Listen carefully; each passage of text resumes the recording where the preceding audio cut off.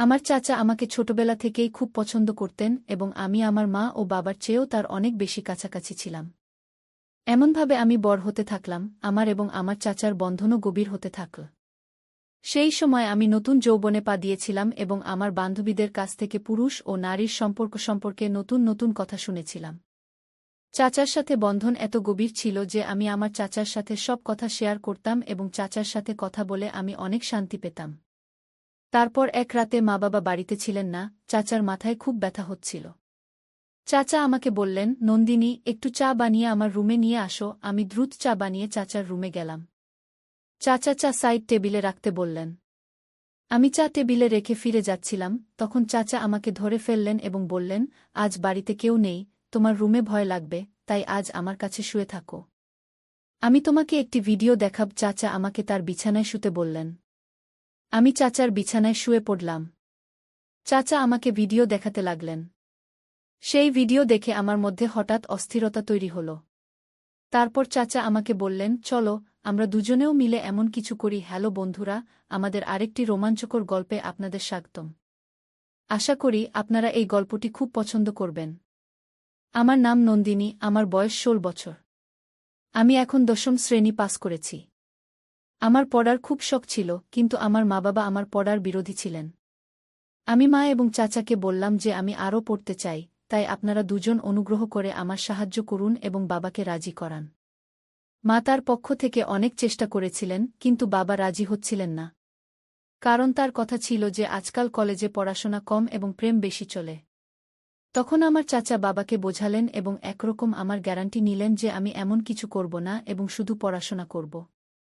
তখন গিয়ে বাবা আমার কলেজে যাওয়ার জন্য রাজি হলেন এবং চাচাকে বললেন, আজ থেকে নন্দিনীর দায়িত্ব তোমার। যদি সে কোনো উল্টাপাল্টা কাজ করে, যা আমাদের পরিবার ও বংশের উপর দাগ লাগায়, তাহলে নন্দিনীর সাথে তোমারও ভালো হবে না। চাচা বাবাকে বললেন, ভাইজান, আপনি চিন্তা করবেন না, আমি নন্দিনীর প্রতিটি কাজের উপর নজর রাখব। আমি তখন জানতাম না যে চাচার মনে কি ছিল এবং তিনি কেন আমার এত পক্ষ নিচ্ছেন। কিন্তু মজার বিষয় হল, আমি কখনো ভাবিনি যে আমার চাচার সাথে বন্ধন এতদূর পর্যন্ত যাবে। তারপর কিছু দিনের মধ্যে চাচা আমার সাথে গিয়ে আমার কলেজে ভর্তি করিয়ে দিলেন। প্রথম প্রথম আমি খুব মন দিয়ে পড়াশোনা করতে লাগলাম এবং কলেজে কারো সাথে বেশি মিশতাম না। কলেজে যা হতো আমি রাতে এসে চাচাকে বলতাম। চাচাও আমার সাথে খুব বেশি ফ্রি হতে লাগলেন। আমার মনে হতো তিনি আমাকে খুব অদ্ভুত দৃষ্টিতে দেখতেন। কারণ আমার চাচি গ্রামে থাকতেন এবং চাচা চাকরির সুবাদে আমাদের বাড়িতেই থাকতেন। তারপর কলেজে আমার একটি মেয়ের সাথে বন্ধুত্ব হল, যার সাথে বন্ধুত্ব করার পর আমার জীবন বদলাতে শুরু করল। কারণ সেই বান্ধবী আমাকে জানাল যে তার বিয়ে ঠিক হয়ে গেছে। সে একদিন আমাকে তার বাগদত্তার সাথে পরিচয়ও করিয়ে দিয়েছিল। আমার বান্ধবী আমাকে বলল, আমাদের বিয়ে এখন ঠিক হয়ে গেছে, তাই আমরা দুজনেই একে অপরের সাথে সব সীমা অতিক্রম করেছি এবং এখন আমাদের মধ্যে কোনো পর্দা নেই। এরপর আমি আমার বান্ধবীর কাছ থেকে সেই সব বিষয় জানার চেষ্টা করতাম, যা জানার আমার বয়স হয়তো এখনো হয়নি। অথবা আমার বয়স এমন ছিল যে আমি এই সব কথা জানার পর সহজেই ভুল পথে চলে যেতে পারতাম। আর ঠিক তাই হতে লাগল। আমারও সেই সব বিষয়ে আগ্রহ জন্মাতে লাগল। আমার কোনো ছেলের সাথে বন্ধুত্ব ছিল না, তাই যখনই আমি এমন কথা ভাবতাম, আমার মাথায় নিজে থেকেই চাচার চিন্তা চলে আসত। তারপর আমি নিজেকে ঝাঁকিয়ে দিতাম এবং নিজেকে বলতাম, নন্দিনী, এসব কি? তুমি এত বাজে কথা ভাবছ কেন? তিনি আমার চাচা, কিন্তু তারপর চাচার কথা এবং তার আচরণ আমাকে আরও উৎসাহিত করত। কিন্তু চাচার মনের কথা আমি তখনও জানতে পারিনি। কখনো কখনো আমার মনে হতো যে তিনিও হয়তো আমার সম্পর্কে এমনই ভাবেন। কিন্তু কখনো কখনো তার আচরণ আমার সাথে খুব কঠিন হয়ে যেত এবং তিনি আমাকে মনে করিয়ে দিতেন যে তোমার বাবা কত কঠিন, আর যদি তুমি কোনো ভুল করো, তাহলে তোমার সাথে আমারও খারাপ অবস্থা হবে। তার এই কথা শুনে আমি নিজেকে নিয়ন্ত্রণ করতাম। কিন্তু বলে না যে যৌবন তো অন্ধ। যৌবন এমনই, যেমন শীতে আগুন জ্বললে হাত গরম করেই নেওয়া যায়। আমি যেই কলেজে যেতাম, আবার সেই সব কথা শুনতে পেতাম। তারপর আমি কলেজ থেকে বাড়ি ফিরে এসে সেদিন আমি বন্ধুদের বলা কথা ভাবতে শুরু করেছিলাম। আমার চাচা যখন বাড়ি ফিরে এলেন, তখন এসে বসে বললেন, নন্দিনী, এত গভীরভাবে কি ভাবছ? আমি চাচার দিকে তাকিয়ে বললাম, চাচু, তুমি জানো আমার বন্ধু আজ আমাকে কি বলেছে? প্রতিবারের মতো আজও আমি চাচার সাথে আমার মনের কথা শেয়ার করতে শুরু করলাম। ছোটবেলা থেকেই আমার অভ্যাস ছিল যে আমি আমার সব কথা চাচাকে বলতাম, তা যে কোনো বিষয় হোক না কেন। চাচাও আমাকে উপর থেকে নিচ পর্যন্ত দেখে বললেন, হ্যাঁ, বলো তোমার বন্ধু তোমাকে কি বলেছে। আমি বললাম, আমার বন্ধু আমাকে বলছিল যে ইন্টারনেটে অনেক ধরনের ভিডিও আছে, যেখানে সব ধরনের তথ্য পাওয়া যায়। তাই আমি বলছিলাম যে তোমার কাছেও তো মোবাইল আছে এবং নেটের প্যাকেজও লাগানো আছে। তুমিও নিশ্চয়ই সেই ভিডিওগুলো দেখেছ। তাহলে আমরা দুজনে মিলে ভিডিও দেখে উপভোগ করি না কেন। আমি এই কথা বলার সময় আমার মুখ চাচার কাছাকাছি এনে ফিসফিস করে বললাম। তিনি বিস্মিত চোখে আমার দিকে তাকালেন, যেন তিনি আমাকে খুব ভালোভাবে বকা দেবেন। কিন্তু হঠাৎ তিনি আমাকে খুব গভীরভাবে দেখলেন এবং মনে মনে কিছু সিদ্ধান্ত নিলেন, তারপর হাসলেন এবং খরগোশের মতো ভঙ্গিতে বললেন, দেখো, এমন কথা তোমার বাবার সামনে বলো না। না হলে তোমার বাবা তোমার তো খারাপ অবস্থা করবেই, কিন্তু আমাকেও বাড়ি থেকে বের করে দেবে। কারণ আমি তোমার দায়িত্ব নিয়েছি এবং তারপর আমার থাকার সমস্যা হবে। আর ভিডিও দেখার কথা হলে তুমি রাতে আমার ঘরে চলে আসবে।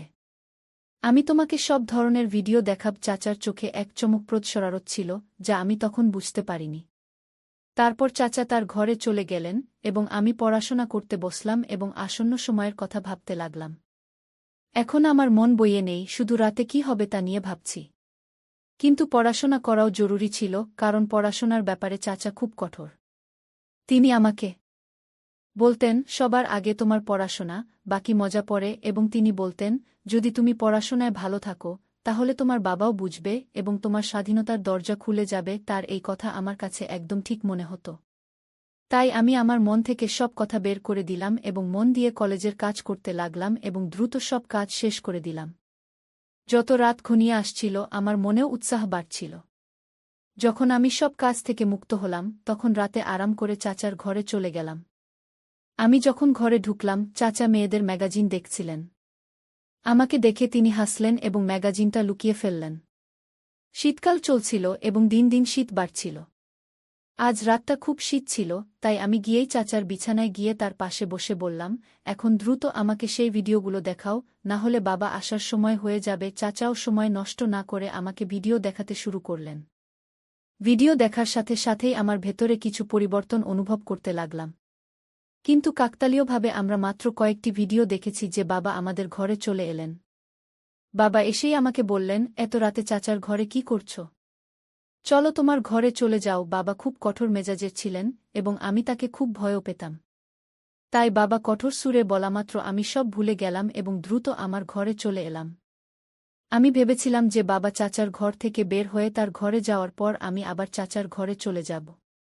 কিন্তু এই রাতে বাবার চাচার সাথে সম্ভবত কোনো জরুরি কাজ ছিল, তাই বাবা অনেকক্ষণ তার ঘরে বসেছিলেন এবং আমি অপেক্ষা করতে করতে ঘুমিয়ে পড়লাম, জানি না কখন বাবা চাচার ঘর থেকে চলে গেলেন।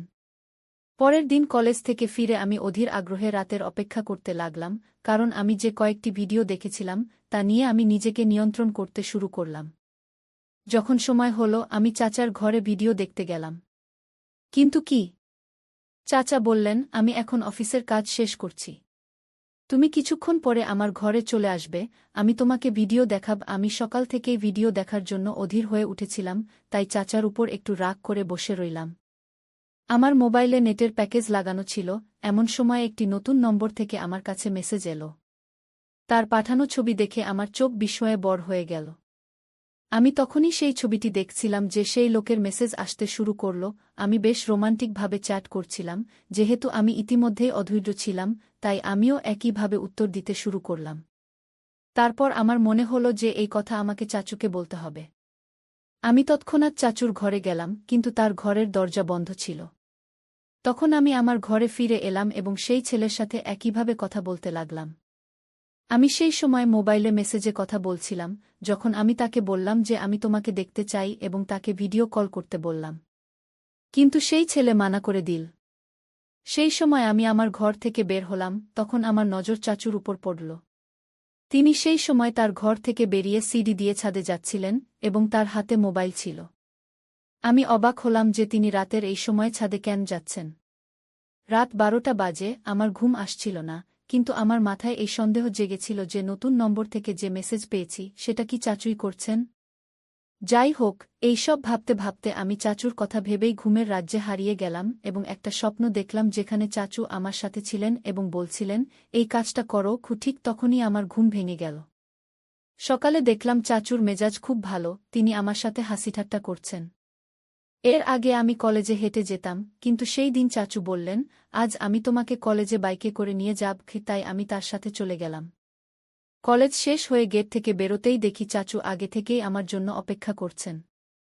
আমি সেদিন খুবই মনমরা ছিলাম, কারণ আমার বন্ধু আমার উপর রাগ করেছিল, আমাদের মধ্যে ঝগড়া হয়ে গিয়েছিল। রাস্তায় চাচু আমার মন খারাপের কারণ জিজ্ঞেস করলে আমি তাকে বললাম যে আমার বন্ধুর সাথে ঝগড়া হয়েছে এবং আমার মেজাজ খুব খারাপ। তখন চাচু বললেন, চলো তোমার মেজাজ ঠিক করে দিই কি, এবং চাচু সেখানে একটা বিরিয়ানির দোকানে থামলেন। তিনি জানতেন যে আমি বিরিয়ানি খুব পছন্দ করি। আমরা দুজনেই সেখানে বসে বিরিয়ানি খেলাম এবং কোল্ড ড্রিঙ্কও পান করলাম। চাচু সেখানেও আমার সাথে হাসিঠাট্টা করছিলেন। এরপর আমি চাচুর সাথে বাড়ি ফিরে এলাম। সেই দিন বাবা-মা বাড়িতে ছিলেন না, সম্ভবত কোনো আত্মীয়ের বিয়েতে গিয়েছিলেন। চাচু আমাকে জিজ্ঞেস করলেন, তুমি আমাকে আবার ভিডিও দেখতে বললে না কেন? আমি তাকে বললাম যে আমি আগেই দেখে ফেলেছি। চাচু হঠাৎ করে আমার দিকে তাকিয়ে বললেন, কেমন করে দেখলে? তোমার তো নেট প্যাকেজই নেই, তিনি কঠোর স্বরে জিজ্ঞেস করলেন। আমি তাকে বললাম যে আমার একটা নতুন বন্ধু হয়েছে, সে পাঠিয়েছিল। আমি রাতে আপনাকে বলতে এসেছিলাম, কিন্তু আপনি ঘুমাচ্ছিলেন। চাচু এটা শুনে গভীর চিন্তায় ডুবে গেলেন। তিনি বললেন, তুমি এখন যাও এবং কাপড় বদলে এসো। আমি আমার রুমে চলে গেলাম। যখন আমি আবার লাউঞ্জে ফিরে এলাম, দেখলাম চাচু আমার মোবাইলে কিছু খুঁজছেন।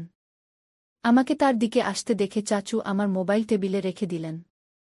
তারপর আমরা দুজনে মিলে খাবার খেলাম। খাবার সময় আমি চাচুর দিকে তাকালে মনে হচ্ছিল তিনি আমাকে অদ্ভুত দৃষ্টিতে দেখছেন। মনে হচ্ছিল তিনি আমাকে কিছু বলতে চাইছেন, কিন্তু বলতে পারছেন না। আমি মনে মনে ভাবলাম, চাচু, এখনই বলে দাও না, আমি তোমাকে মানা করব না। তারপর আমার নজর চাচুর মুখ থেকে সরে আমার মোবাইলের দিকে পড়ল, কারণ আমি আজও সেই অজানা ছেলের মেসেজের অপেক্ষায় ছিলাম।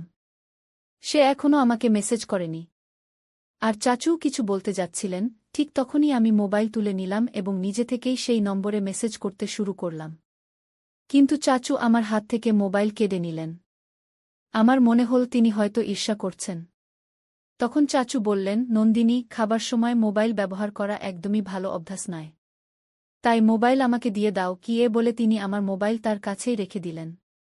আমি তাড়াতাড়ি খাবার শেষ করে চাচুকে বললাম, এখন তো আমার মোবাইল আমাকে ফেরত দাও। তিনি বললেন, দেব, এখন তুমি বাসনগুলো গুছিয়ে আমার রুমে চলে আসো। আমি খুশি হয়ে গেলাম, মনে হল ঈর্ষার বসে আজ চাচু আমার ইচ্ছা পূরণ করবেন। আমি তাই করলাম, তাড়াতাড়ি বাসন গুছিয়ে কলেজের কাজও শেষ করলাম। রাত 11টা বাজে যখন আমি চাচুর রুমে গেলাম এবং বললাম, এখন তো আমার মোবাইল দাও, আমার সেই বন্ধুর সাথে কথা বলতে হবে। চাচু বললেন, আমার মাথায় খুব ব্যথা করছে, আগে আমার জন্য ভালো চা বানিয়ে দাও। আমি চা বানাতে চলে গেলাম। কিছুক্ষণ পরে চা বানিয়ে রুমে এসে টেবিলে রেখে দিলাম এবং ফিরে যাওয়ার জন্য ঘুরলাম। ঠিক তখনই চাচু আমাকে বাহু ধরে বললেন, আজ রাত তুমি আমার রুমেই থাকো। আমি নিঃশব্দে তার দিকে তাকিয়ে রইলাম, কারণ আজ রাতে আমার সেই ছেলের সাথে ভিডিও কলে কথা বলার কথা ছিল। আমি ইচ্ছা করে চাচুকে বললাম, আমি আমার রুমে যাব এবং বাহু ছাড়িয়ে রুম থেকে বেরোতে গেলাম, কিন্তু চাচু আমাকে যেতে দিলেন না এবং কঠোর স্বরে বললেন, আমি যা বলেছি তাই করো। তিনি আমাকে তার বিছানায় বসিয়ে দিলেন। আমি ভয়ে শুয়ে পড়লাম। তারপর সারা রাত চাচু আমার সাথে যে আচরণ করলেন তা আমি কখনো ভাবতেও পারিনি। তিনি অনেকক্ষণ আমার মোবাইল ব্যবহার করলেন এবং আমাকে ঘুমাতেও দিলেন না। রাত 12 বাজে তখন তিনি আমাকে বললেন, তুমি কি দেখতে চাও না যে সেই ছেলেকে যে তোমাকে ভিডিও এবং ছবি পাঠায়? চাচুর কথা শুনে আমি খুব খুশি হয়ে বললাম, হ্যাঁ, আমি দেখতে চাই। চাচু আমার হাতে মোবাইল ধরিয়ে দিলেন এবং বললেন, দেখো এটাকে। তার ছবি দেখে আমার হুঁশ উড়ে গেল, কারণ সেই ছেলে আমার বন্ধুর বাগদত্তা ছিল। আমি বিস্মিত চোখে চাচুর দিকে তাকাতে লাগলাম, আমার চোখ থেকে অশ্রু বেরিয়ে পড়ল। তারপর চাচু বলতে লাগলেন, তুমি যখন আমাকে এই ছেলের সম্পর্কে বলেছিলে, তখনই আমি বুঝে গিয়েছিলাম যে নিশ্চয়ই কেউ তোমাকে বোকা বানাচ্ছে। তাই আমি তোমার মোবাইল থেকে নন্দিনী সেজে সেই ছেলের সাথে কথা বলা শুরু করলাম। সে তোমার ছবি বানিয়ে সোশ্যাল মিডিয়ায় পোস্ট করতে যাচ্ছিল। যদি আমি তাকে ভয় না দেখাতাম এবং ধমক না দিতাম, তাহলে তুমি ধ্বংস হয়ে যেতে এবং পরিবারের সম্মান নষ্ট হতে পারত। আর তোমার বাবা তোমার এবং আমার যে পরিণতি করতেন তা আলাদা। নন্দিনী মেয়ে, তোমার এই বয়স ভালো কিছু শেখার। এমন খারাপ কাজ থেকে নিজেকে দূরে রাখো। তুমি যখন আমার সাথে এমন কথা বলতে, তখন আমি সেগুলোকে তোমার পাগলামি এবং মজাক হিসেবে ভেবে উপেক্ষা করতাম। কিন্তু পরে আমি বুঝতে পেরেছিলাম যে উপেক্ষা করার বদলে তোমাকে কোনোভাবে বোঝানো উচিত। তাই আমি তোমাকে কঠোরভাবে বোঝানোর বদলে তোমার সাথে বন্ধুত্ব বাড়িয়েছি। যদি সেই সময় আমি তোমাকে কঠোর ভাষায় বোঝানোর চেষ্টা করতাম, তাহলে হয়তো তুমি বুঝতে পারতে না, বরং রাগ করে ফেলতে। তখন তুমি আমার সাথে কথা শেয়ার করতে না এবং আমার থেকে দূরে সরে গিয়ে অন্য লোকের জালে পড়ে যেতে। চাচুর কথা শুনে আমি ফুটে ফুটে কাঁদতে লাগলাম। তিনি আমাকে সান্ত্বনা দিয়ে শান্ত করালেন এবং বোঝালেন যে আমি কলেজে এমন মেয়েদের সাথে বন্ধুত্ব করব যারা পড়াশোনায় ভালো, খারাপ কাজে নয়। আমি চাচুকে বললাম যে আমি এখন শুধু আমার পড়াশোনায় মন দেব, এমন ছেলে মেয়েদের খারাপ কাজে আর কখনোই জড়াব না। বন্ধুরা, আজকের দিনে মা-বাবা তাদের সন্তানদের সাথে সব কথা শেয়ার করার অনুমতি দেন না, এটি তাদের সাথে খুব বড় অবিচার। বাচ্চাদের ভালো এবং খারাপ কাজের মধ্যে পার্থক্য শেখানো উচিত। আর কলেজে কোনো ধরনের কোনো হটকারিতা করা হলে তা মা-বাবার সাথে শেয়ার করুন, যাতে ভবিষ্যতে আসতে পারে এমন সমস্যা থেকে বাঁচা যায়। সঠিক এবং ভুলের মধ্যে পার্থক্য শেখানো উচিত, তাদের প্রতিটি পদক্ষেপে নজর রাখা উচিত, যাতে নন্দিনীর মতো তাদের এবং তাদের পরিবারের সম্মান সুরক্ষিত থাকে। বন্ধুরা, এই গল্পে আপনার মতামত কী তা আমাদের কমেন্টে জানাবেন। ভিডিওটি ভালো লাগলে লাইক করুন, শেয়ার করুন, সাবস্ক্রাইব করুন। ধন্যবাদ।